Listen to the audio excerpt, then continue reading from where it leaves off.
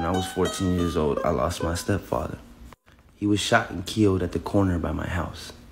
Now that night, my mother and my cousin Lily woke me up crying, telling me, Andrew's dead, Andrew's dead. Now at that moment, I looked up at God, because I've always believed in God since I was a child. But I looked up at God and I told God, you took the only thing I loved. I'm not following you anymore.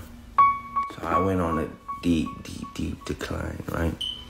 Gang banging, breaking into people's houses, robbing people at gunpoint, shooting at people, anything, you name it, our God did it, you know what I mean? He used prison and jail as a means to guide me back to him. Because I had became so wild, I could not be on the streets, okay? Like if I was on the streets, it was hell, you know what I mean? Now the moment that I turned back to God was in a holding cell. I kept calling my grandma over and over and over again because I was trying to get bailed out. My bail was only $2,000, right? Obviously, my people didn't have $2,000. So they were trying to put the house up for collateral, but all the bail bonds people were telling them, like, nah, that collateral's too high, right? So they kept saying no. Now, I don't know what to do. I just got out of jail. I don't want to go back already. So I gave in, and I looked up to God, and I told God, look, if you get me out of here today, I will worship you and you alone.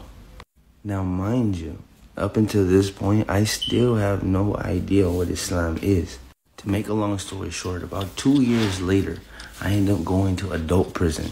Now I'm talking to this other Mexican that had already been down for 10 years. And he had another 10 years to go. And he started this 10-year bid when he was 17. So he was 27. But mind you, this 27-year-old was not a regular 27-year-old because he's been down so long and around nothing but OGs and older people. And he had nothing but time to sit there and read and fuel his mind. So he didn't operate like a regular 27-year-old, In our prison systems, they're racist. So this Mexican began to teach me about Islam, right? And instantly, within 5 minutes of hearing about Islam, I wanted to become Muslim because remember, 2 years prior, I had made that dua, that promise to God, right? That I will worship one God and one alone. So when I heard about Islam, I instantly knew in my heart, this is for me, right? So Alhamdulillah, now I'm Muslim. But I wanted to share this story for the people that they're struggling with their Islam. What you have is very precious. And Allah only gives this deen to the ones that He loves. I just want to remind everybody to fear Allah.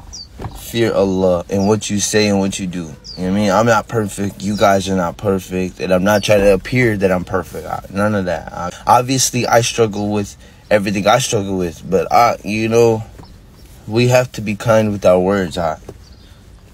You get me? Like, we're damaging other Muslims. Just remember that we're going to stand in front of Allah subhanahu wa ta'ala on the day of judgment. And your phones might start speaking against you, That's all I'm saying. Maybe you might want to think twice about what you say before you start posting and commenting and stuff. You feel me? Allah knows best. Allah knows best. May Allah guide us to the straight path and allow us into Jannah. Assalamu alaikum.